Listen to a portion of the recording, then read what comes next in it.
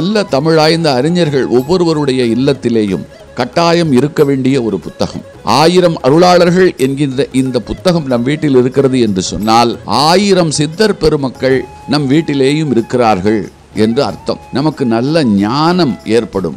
பாவத்தின் பக்கம் நாம் செல்ல இவர்கள் விடமாட்டார்கள். புத்தகம் வெகு அழகாக, ரொம்ப அச்சு நேர்த்தியோடு, எழுத்துப்பிழைகள் இல்லாமல் நன்றாக வந்திருக்கிறது. அருளாளர்கள் 1000. ஆசிரியர் ஜீவ அமிர்தம் கோ. திருமுருகன். நூல் உங்களுக்கு வேண்டுமா? அதற்கான அலைபேசி எண் 739 739 4174.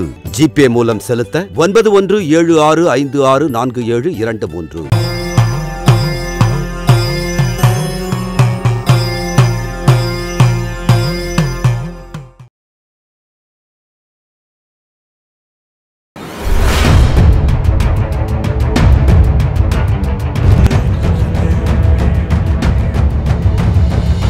ஜீவனற்ற உடலிலிருந்து வியர்வை கொட்டிய அதிசயம்.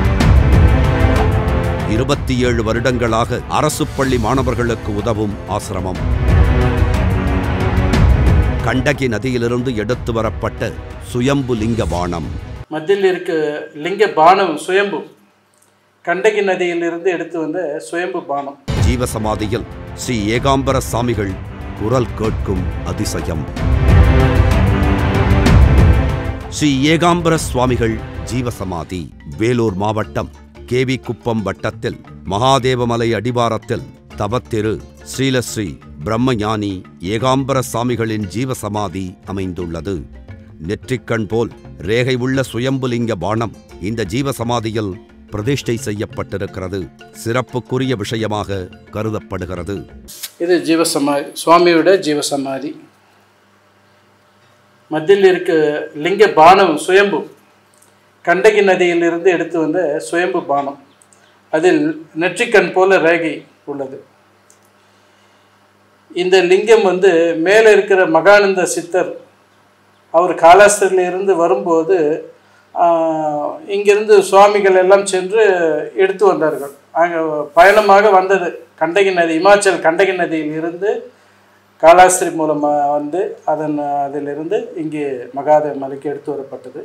அப்பொழுது மகானந்த சித்தரும் அதனுடன் வந்தார். இந்த லிங்கபானத்தின் மத்தியில் நெற்றிக்கண் ரேகை உள்ளது, சுயம்பு. ஸ்ரீ ஏகாம்பர சாமிகள் பிறந்த ஊர் காஞ்சிபுரம் ஆகும்.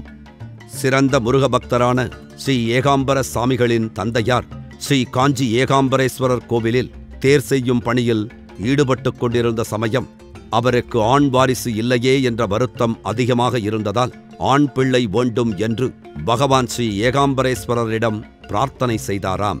ஸ்ரீ ஏகாம்பர சாமிகளின் தந்தையாரின் வேண்டுதலின்படியே மாபெரும் தவப்புதல்வனாக சாமிகள் பிறக்க பகவான் ஸ்ரீ ஏகாம்பரேஸ்வரரிடம் பிரார்த்தனை செய்து வரமாக கிடைத்த ஆண் குழந்தை என்பதால் அந்த ஏகாம்பரேஸ்வரரின் பெயரைச் சூட்டி அழகு பார்த்துள்ளார் ஸ்ரீ ஏகாம்பர சாமிகளின் தந்தையார். காஞ்சிபுரத்தில் பிறந்தார். ரொம்ப நாள் ஆண் குழந்தை இல்லாமல் அவருடைய தகப்பனாருக்கு காஞ்சி ஏகாம்பரநாதருக்கு வேண்டிக்கிட்டார்.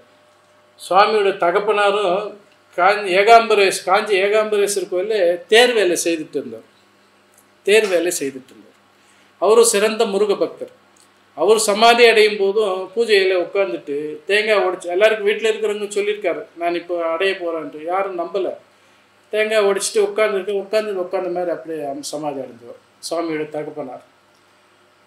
அவர் சாமியோட தகப்பனாருக்கு நீண்ட காலமாக ஆண் வாரிசு இல்லாத வேண்டிக்கிட்டு ஏகாம்பரநாதருக்கு வேண்டிக்கிட்டு பிறந்ததுனால இவருக்கு ஏகாம்பரேஸ்வரன் பேர் வச்சுது. காஞ்சிபுரத்தில் பிறந்து வளர்ந்த ஸ்ரீ ஏகாம்பர சாமிகள் சென்னைக்கும் சென்னையிலிருந்து ஆந்திராவில் இருந்த நெல்லூருக்கும் பிறகு ஆந்திராவில் இருந்த மற்றொரு பகுதியான பொதட்டூரிலும் தங்கியிருந்தவர். இறுதியாக ஸ்ரீ ஏகாம்பர சாமிகள் தேர்ந்தெடுத்த ஒரு இடம்தான் தற்போது இருக்கும் இந்த மகாதேவ மலை என்று கூறுகின்றனர்.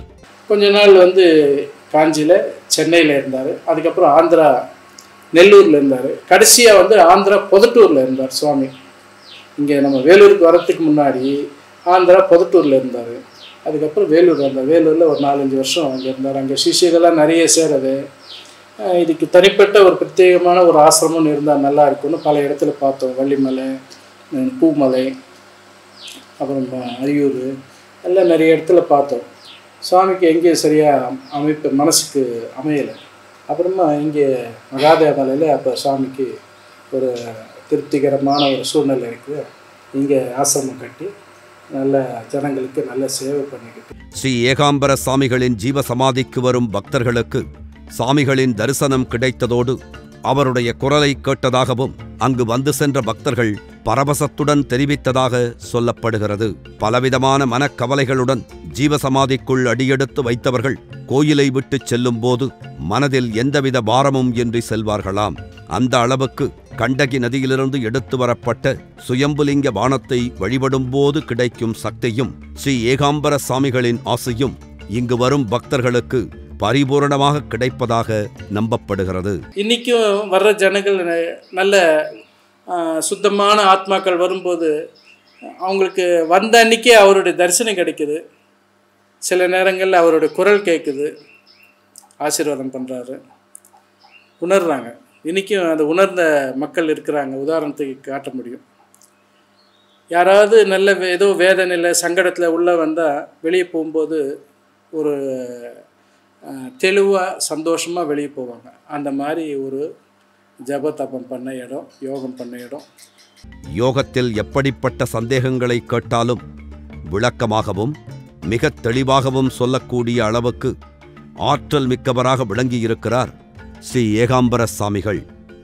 அதேபோல வேதத்தை பற்றிய கேள்விகளுக்கும் வேதத்தை படித்தவர்கள் 2 விளக்கங்களை கூறினால் ஸ்ரீ ஏகாம்பர சாமிகள் இன்னும் 2 விளக்கங்களை சேர்த்து ஒரு கேள்விக்கு 4 விளக்கங்களை சொல்லும் அளவுக்கு மிகுந்த வேத அறிவு பெற்றவராகவும் பெயரெடுத்துள்ளார். இப்படி ஈடு இணையற்ற அனுபவத்திற்கும் பெரும் புகழுக்கும் உரியவராக திகழும் ஸ்ரீ ஏகாம்பர சாமிகள் படித்தது என்னவோ 2ஆம் வகுப்பு வரைதான் என்ற செய்தி நமக்கு மிகுந்த ஆச்சரியத்தை ஏற்படுத்தும். ஆனால் அதுதான் உண்மை. சிறந்த அவருடைய குரு பூஜை ஆவணி மாதம் மிருகசீரிஷ நட்சத்திரத்தில் வருது. இதை வருஷம் நாங்கள் சிறப்பான முறையில் கொண்டாடிட்டுருக்கோம். இந்த ஆசிரமத்தின் சார்பாக ஆடி கிருத்திகை, சிவராத்திரி, மகா சிவராத்திரி. ஆடி கிருத்திகைக்கு ஒரு 15,000 பேருக்கு இங்கே அன்னதானம் நடக்குது. சிவராத்திரி அன்னைக்கு அதே மாதிரி நல்ல முறையில் பூஜைகள்லாம் நடக்குது. ஜனவரி 1க்கு சிவன் மாலைன்னு இருமுடி கட்டுறாங்க. ஐயப்ப சாமிக்கு எப்படி இருமுடி கட்டுறோமோ அதே மாதிரி இந்த மக்களெல்லாம் நல்ல வழிக்கு மாற்றுறதுக்காக அந்த ஒரு பூஜையை ஏற்படுத்தினார் சாமி. அதன் மூலியமாக சாமி இருக்கும்போது ஒரு 280 நபர்களுக்கு இருமுடி கட்டி இந்த மலையை சுற்றி கிரிவலை வந்து மேலே போய் தங்கி இரவு தங்கி காலையில் நெய் அபிஷேகம், சுவாமிக்கு ஐயப்ப சாமிக்கு எப்படி நடக்குமோ பூஜை அதே மாதிரி நெய் அபிஷேகம் பண்ணி அன்றைக்கி இங்கே சிறந்த முறையில் அன்னதானம் எல்லாம் நடக்கும்.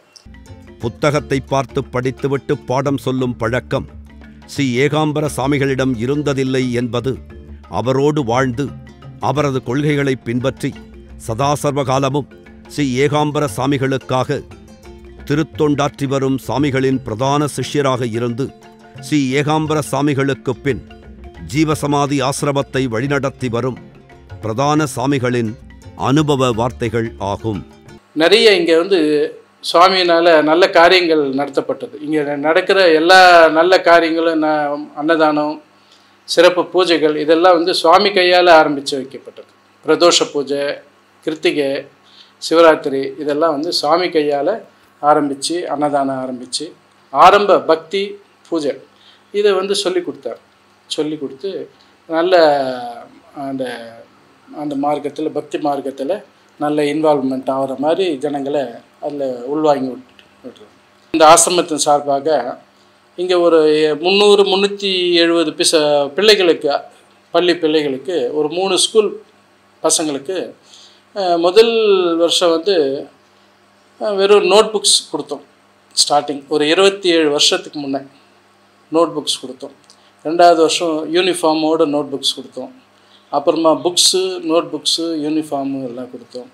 கிட்டத்தட்ட 27 வருடங்களாக 3 அரசு பள்ளி மாணவர்களுக்கு அவர்களின் படிப்பிற்கு தேவையான பாடப்புத்தகங்கள், நோட்டு புத்தகங்கள், விளையாட்டிற்கு தேவையான கால்பந்துகள், கூடைப்பந்துகள், கேரம் போர்டு மற்றும் மாணவர்களுக்கான பள்ளிச் சீருடைகள் போன்ற அத்தியாவசிய தேவைகளை பூர்த்தி செய்து வருவதாக தெரிவித்தனர்.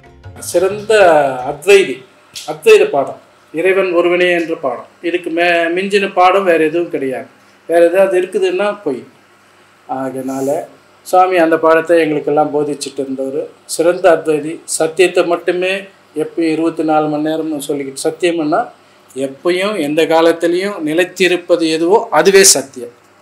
அந்த சத்தியத்தை எங்களுக்கு எப்பயும் போதிச்சுட்டு இருந்தவர். ஸ்ரீ ஏகாம்பர சாமிகளுக்கு 3 குருநாதர்கள் இருந்துள்ளனர். முதல் குருநாதர் யோகானந்த குருஜி. முஸ்லீமாக இருந்தாலும் நம்ம மதத்தில் தீட்சை வாங்கி அதில் ஒரு நல்ல நிலையில் இருந்தவர். அவர் ரொம்ப நல்ல தத்துவம் முடிஞ்சவர். அவர் ஆந்திரா கடப்பா பக்கத்தில் பொதட்டூர் அதே இடத்துல தான் 2வது குருநாதர் சுப்பைய சுவாமின்ட்டு 2வது குருநாதர். அவர் இந்த சீதாதேவி ஆஞ்சநேயருக்கு உபதேசம் பண்ண அமனஷ்கன்ற யோகம் பண்ணவர். சதா சர்வகாலமும் அந்த முத்திரையிலே இருப்பார். யாரும் தப்பித்தவரை அவரை தொட்டுடக்கூடாது. தொட்டால் அந்த அளவுக்கு கோபம் வந்துடும். தொட விட மாட்டார். நல்ல யோகி. அவரும் நல்ல சிறந்த யோகி.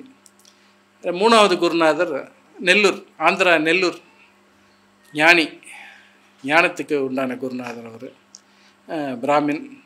சீடர்களும் சிறந்த மாணாக்கர்கள்.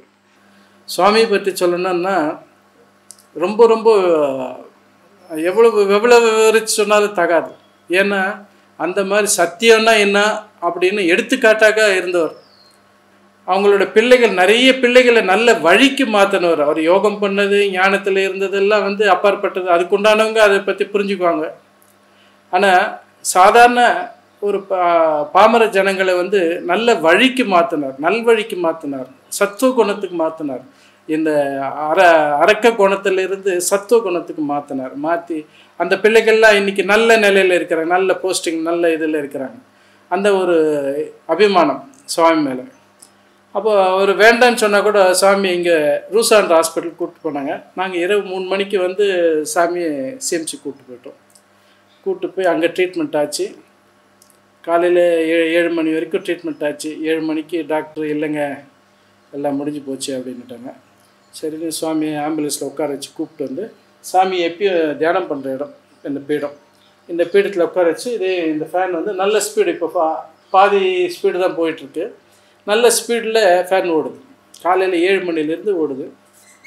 மதியம் ஒரு 3 மணிக்கு ஒரு சொம்பு ஜலம் எடுத்து நம்ம தலையில் ஊற்றினா எப்படி வழியுமோ அந்த மாதிரி வேர்வை, சும்மா ட்ராப்லாம் இல்லை, சும்மா சலன்னு இந்த வேர்வை கொட்டுது. இதை திருவண்ணாமலேருந்து மடாதிபதிகள்லாம் அவங்களாம் பார்த்து ஆச்சரியப்பட்டாங்க, ஆனந்தப்பட்டாங்க. நாங்கள் இது வரைக்கும் இது மாதிரி பார்த்ததில்லை, கேள்விப்பட்டதில்லை சுவாமின்னு ஆனந்தப்பட்டு போனோம். ஸ்ரீ ஏகாம்பர சாமிகளின் துணைவியாரான பிரம்மஸ்ரீ நிமலம்மாள் அம்மையாரும் ஒரு சிறந்த யோகியாக வாழ்ந்துள்ளார். யோகத்தில் தசவித நாதம் என்பதற்கு 10 விதமான சத்தங்கள் அல்லது 10 விதமான ஒலிகள் என்று பொருளாகும். அந்த நாதத்தை சதா சர்வகாலமும் கேட்டுக்கொண்டே இருந்தவர்தான் பிரம்மஸ்ரீ நிமலம்மாள் அம்மையார்.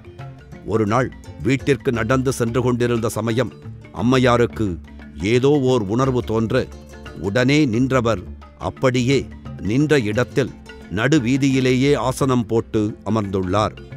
நடுவீதியில் ஆசனம் போட்டு அமர்ந்த அடுத்த கணம் அவரது உடலை விட்டு ஜீவன் பிரிந்துள்ளது. மகாபாக்கியம் செய்த புண்ணிய ஆத்மாவான அந்த பிரம்மஸ்ரீ நிமலம்மாள் அம்மையாரின் ஜீவசமாதியும் ஸ்ரீ ஏகாம்பர சாமிகளின் ஜீவசமாதிக்கு அருகிலேயே அமைந்துள்ளது. ஸ்ரீ ஏகாம்பர சாமிகளுடைய ஆசியோடு பிரம்மஸ்ரீ நிமலம்மாள் அம்மையாரின் அருளாசியையும் மக்கள் பரிபூரணமாக பெற்று பலனடைந்து வருகின்றனர். சுவாமியோட துணைவியாரும் நல்ல யோகி. அவங்க இந்த யோகத்தில் தசவித நாதம்னுவாங்க. அந்த நாதத்தை கேட்டுகிட்டே இருப்பாங்க, சதா சர்வகாலம் அந்த இதில் கேட்டுப்பாங்க. அவங்க சில உடல்நிலை எல்லாமே அவங்க கோயிலுக்கு அவங்க வீட்டுக்கு போகும்போது போகிற வழியிலே அவங்களுக்கு ஏதோ ஒரு உணர்வு ஏற்பட்டு அந்த நடு வீதியிலே அப்படியே ஆசனம் போட்டு அப்படியே உட்காந்துட்டாங்க. அப்படியே உட்காந்து உயிர் விட்டுட்டாங்க. அவங்களுடைய சமாதி இது. இப்போ இங்கே என்ன வேண்டுதல் வச்சாங்களோ அது நிறைவேறுது. அது பகவானோட உண்மையான வேண்டுதல்.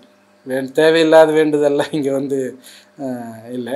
உண்மையான வேண்டுதல் ஒரு குழந்தைக்கு என்ன வேணுமோ எது தேவையோ அது அந்த தாய் கண்டிப்பாக நிறைவேற்றி கொடுக்குறான். இந்த கலியுகத்தில் இப்போது இருக்கும் சூழ்நிலையில் ஜீவசமாதி என்பது சாத்தியமற்ற ஒரு செயல். ஆனால் ஸ்ரீ ஏகாம்பர சாமிகளின் ஜீவசமாதியானது ஒரு போற்றுதலுக்கும் புகழ்ச்சிக்கும் எடுத்துக்காட்டாக விளங்கும் சமாதியாகும். சாமி வந்ததுக்கு அப்புறம் தான் இந்த ஊர் வளர்ச்சியெல்லாம் ரொம்ப பெரிய லெவலில் வளர்ச்சியெல்லாம் சுவாமிக்கு வந்ததுக்கப்புறம். அதுக்கு அடுத்தது இப்போ அந்த மகானந்த சித்தர் அவருடைய கைங்கரியத்தில் எல்லா வளர்ச்சியும் நடந்துட்டுருக்குது. ஸ்ரீ ஏகாம்பர சாமிகள் அவரது வாழ்நாளில் பலருடைய மனங்களை அரக்க குணத்திலிருந்து சத்வ குணத்திற்கு மாற்றியதோடு நல்ல காரியங்களை எவ்வித பேதமும் இன்றி செய்துள்ளார். அவருடைய வழியை பின்பற்றிய பலரும் இன்று உயர்ந்த நிலையில் சுபிட்சமாக வாழ்கின்றனர் என்பது ஸ்ரீ ஏகாம்பர சாமிகளின் எல்லையற்ற கருணைக்கு மிகச்சிறந்த உதாரணங்கள் ஆகும். வாழிய ஸ்ரீ ஏகாம்பர சாமிகளின் புகழ் வளர்க. ஸ்ரீ ஏகாம்பர சாமிகளின் தொண்டு. நன்றி, வணக்கம். பிரணவம் யூடியூப் சேனலை சப்ஸ்கிரைப் செய்து சித்தர்களின் அருளை முழுமையாகப் பெறுங்கள். நல்ல தமிழாய்ந்த அறிஞர்கள் ஒவ்வொருவருடைய இல்லத்திலேயும் கட்டாயம் இருக்க வேண்டிய ஒரு புத்தகம். 1000 அருளாளர்கள் என்கின்ற இந்த புத்தகம் நம் வீட்டில் இருக்கிறது என்று சொன்னால் 1000 சித்தர் பெருமக்கள் நம் வீட்டிலேயும் இருக்கிறார்கள் என்று அர்த்தம். நமக்கு நல்ல ஞானம் ஏற்படும். பாவத்தின் பக்கம் நாம் செல்ல இவர்கள் விடமாட்டார்கள். புத்தகம் வெகு அழகாக ரொம்ப அச்சு நேர்த்தியோடு எழுத்துப்பிழைகள் இல்லாமல் நன்றாக வந்திருக்கிறது. அருளாளர்கள் 1000. ஆசிரியர் ஜீவ அமிர்தம் கோ. திருமுருகன்.